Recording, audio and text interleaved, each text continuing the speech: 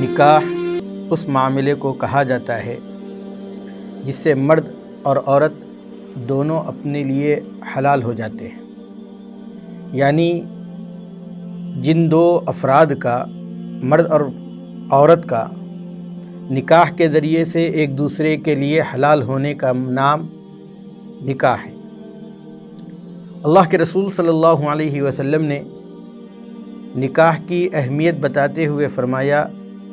کہ جس نے نکاح کر لیا اس نے اپنے آدھے ایمان کو محفوظ کر لیا، یا اس کا آدھا ایمان مکمل ہو گیا، اور پھر اور آدھے ایمان کے بارے میں وہ فکر کرے۔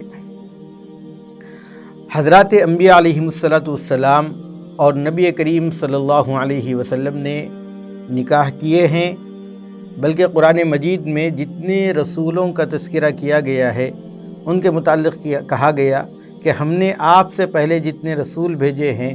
ان کے لیے ہم نے بیویاں بھی بنائی ہیں اور اولاد بھی بنائی، اور اللہ کے رسول صلی اللہ علیہ وسلم نے یہ کے بعد دیگرے آپ کے نکاح میں جو ازواج رہی ہیں ان کی تعداد 11 ہے، اور امی جان حضرت عائشہ رضی اللہ تعالیٰ عنہا کو چھوڑ کر بقیہ جتنی خواتین سے آپ نے نکاح کیا ہے یا تو وہ بیوہ ہے یا وہ مطلقہ تھی۔ اس لیے آج جو معاشرے کے اندر بیواؤں سے نکاح کرنے کو برا سمجھا جا رہا ہے، یا مطلقہ خواتین سے نکاح کرنے کے لیے کوئی معاشرے میں پہل نہیں ہو رہی ہے اور ان کو برا سمجھا جا رہا ہے، یہ بالکل غلط ہے۔ اللہ کے رسول صلی اللہ علیہ وسلم نے صرف حضرت عائشہ رضی اللہ تعالیٰ عنہ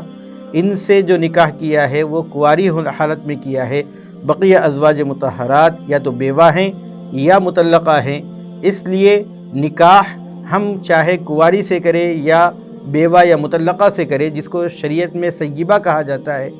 ان دونوں سے بھی نکاح منعقد ہو سکتا ہے، کوئی فضیلت والی بات نہیں ہے۔ ہاں، اللہ کے رسول صلی اللہ علیہ وسلم نے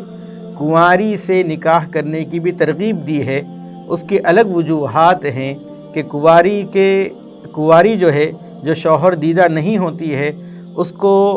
تربیت کرنے میں آسانی ہوتی ہے، اس لیے اللہ کے رسول صلی اللہ علیہ وسلم نے بعض صحابہ کرام کو اس کا مشورہ دیا تھا۔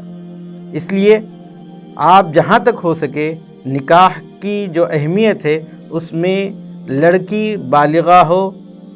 اور اسی طریقے سے سیبہ ہو یا باکرہ ہو، دونوں سے نکاح کیا جا سکتا ہے۔ یعنی سیبہ سے مراد مطلقہ یا جس کے شوہر کا انتقال ہو گیا ہو، جس کو ہم بیوہ کہتے ہیں، ان سے بھی نکاح کرنے میں کوئی حرج کی بات نہیں ہے۔